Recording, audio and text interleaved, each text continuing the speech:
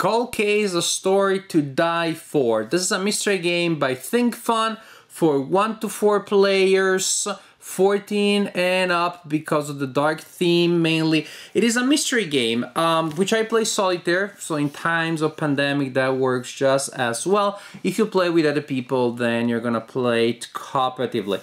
It's a fairly inexpensive game, $14.99 I believe, and you can see that they tried to keep the price pretty low. The box is pretty flimsy, the overall production, almost everything that you'll see in this box could have come out of your printer, most likely. And it works just as well, because it really is a game that you're gonna play once for an hour or two. And that's it. Once you solve the case, there isn't anything else to do. There aren't any other mechanics, like you can try to solve it better. It is a mystery, that's it. What you find in the box is a folder with a bunch of documents in it, and there's no real game mechanic. These are documents that allegedly come from an investigation, so you're gonna find a picture from the scene of the crime, other stuff that I'm not gonna show you in detail because I don't want to give you any spoilers, flyers, fictional piece of a newspaper, again more pictures, other stuff. I'm trying to avoid spoilers, friends. If you're thinking, oh, he's not showing it, I know I'm not showing you. But what I want to show you, or at least give you a sense of what the real core of the game is, which is the stack of reports. You're gonna stack of reports of people related to the main crime. A journalist was killed in 1988. This is a cold case. And so you have the stack of reports, each with a photograph and then with the interview of the person that was answering questions to the police, explaining what they know and what they don't know. So they just text, and that's what you're actually going to do physically for most of the game is read. You're gonna simply read these reports of interviews. That's really 80, if not 90% of the game. As I said, there are no real game mechanics. Once you think you know who did it, and you think you know what the details, the overall idea, you go on the website. There is a link here, and you answer, and you click on the name of the person that you think did it, and you're told whether you're correct or not. This is the game. Again, as I said, there are no real game mechanics other than you go through these documents, you try to figure out what happened, who committed the murder, and that's it. And you're told if you're right or if you are wrong. After you do that, after you discover who the murderer was, again, there are a couple of other questions like related to maybe how the crime was committed and things like that. I don't want to give you too many details, but that's the idea. That's the idea. Nothing wrong. There is a form of entertainment that I like very much, in which you read text and you try to figure out who committed a crime. It's called fiction. It's called mystery fiction, novels, short stories. And basically this is what it feels like. I almost feel like really the same story, the same level of challenge, the same level of puzzle could have been produced as a short story, as a novella. And that's a bit of a problem for me, because there's nothing wrong with mystery fiction, which I read very often.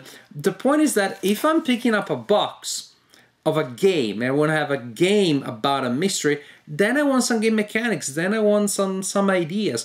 There's an overlapping here with a lot of games that I love desperately. If you watch my video review for Sherlock Holmes Consulting Detective, you know that's one of my favorite games. I love the idea of going through these documents, fake newspapers, etc, etc, etc. But then I also like the idea of interacting with the world of the story, visiting people, traveling from one location to another, spending in-game resources to do different things. And so I have that in Sherlock Holmes Consulting Detective, Chronicles of Crime, again, a mystery game that I love. Here you have the mystery fiction in a box, and with the narrative dispersed across all of these fictional interviews, but it just doesn't feel like much of a game. It really feels like it's still literature, just printed in a slightly different format. I remember when I was a kid, there were books that were written, mystery, that were, you read like 20 pages and they were literally asked, so who did this, who did that? Again, that's implicit in any Agatha Christie novel. That's implicit when you watch an episode of Murder, She Wrote. So, the problem, or at least the missed opportunity, this game didn't feel like much of a game at all. It felt like a mystery, a piece of mystery literature without the literary quality, because that's not the point. The point is to give you the feeling that you're there studying these documents.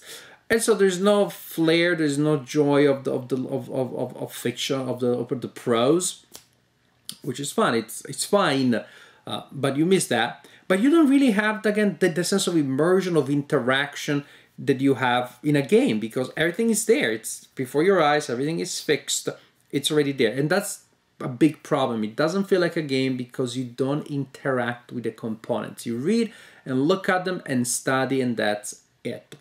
There's also the fact that the big problem is that the case was absolutely obvious to me. The big clue, the second I came across that one, I knew exactly what it was, what it meant, and everything. And so, and I was by myself, so I didn't need to discuss with anybody. It was just so patently, painfully obvious. So I was able to identify the murderer, no problem. After that, I go online, I say, yo, yeah, that's correct, that's the murderer. How about this other detail there? And yeah, some of those details I didn't know. Then I went back and I saw those elements. But ultimately, that to me was not all that interesting. Because as you know, the murderer, I'm going to ask you, I'm going to give a fictional example. What color was the hat of the murderer? That's irrelevant. Where did the murderer eat breakfast? Who cares? So there were some of those things. Not what I just told you, those are fictional examples. Those secondary elements of the case that were really kind of uninteresting to me. So, the general idea, I don't see why playing this game when I can read or reread an Agatha Christie novel that has so much more depth, there's so much more joy to be had from the prose and the characters and the narrative. As a narrative is very flimsy, almost like the box, which again is something that I accept in a game. I expect the game to be thinner than a mystery novel, because what I have in return, what I have that I don't have in a mystery novel, the interaction with the world. So I don't have that. So I'm not particularly in love with the idea of a non-interactive game that just works like a poorly written mystery novel. In particular, this implementation here with a totally, at least to me, obvious mystery was also very, very underwhelming. The good thing is that, again, it's not particularly expensive. It doesn't have any legacy element. You don't destroy any of the components. So once you're done, which again is going to be in an hour or two, you can give it to somebody else, you can resell it, trade it. But other than that, we just have so many excellent mystery games out there between Sherlock Holmes Consulting Detective, Chronicles of Crime, and other systems. I just don't see this one as being competitive in today's market for games of this kind. And it's just very underwhelming and very bland. You look at those things, you read the story, you're likely to solve the case without any particular problem. So this is my assessment of a Cold Case, A Story to Die For. Meh. Meh. Meh. That's my assessment.